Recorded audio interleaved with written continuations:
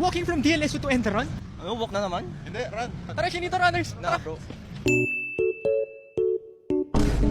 Run, run, run. Alright guys, umiinit na ulit. The sun is out. Okay guys, walang sidewalk counter 1. Stop corruption, guys. No sidewalk counter 2. Kasama na ata kami sa green light eh. Kasi we're on the road na eh. Sa counter, guys. Wala. Oh, you do? Alright guys, walang stoplight dito kaya dapat dahan-dahan lang tayo. Okay? Okay. Let's go! Get the run, let's go!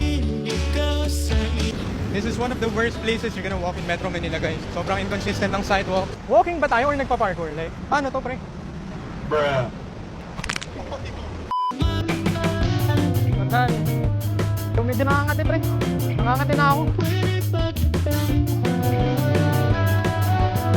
So here we have the Dirty Matcha River. Di ba namimix ng mayos yung coffee, saka matcha?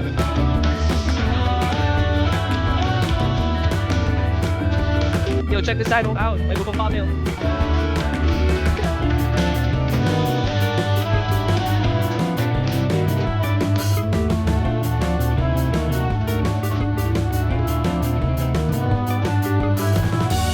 We're going to BTC na, guys. Ito yung Ayala Mall.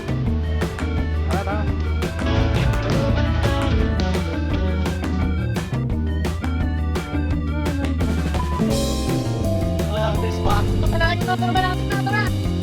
Okay, in the west right now, guys. Super lapit na lang. Let's finish this walk right now. Wala na kayo.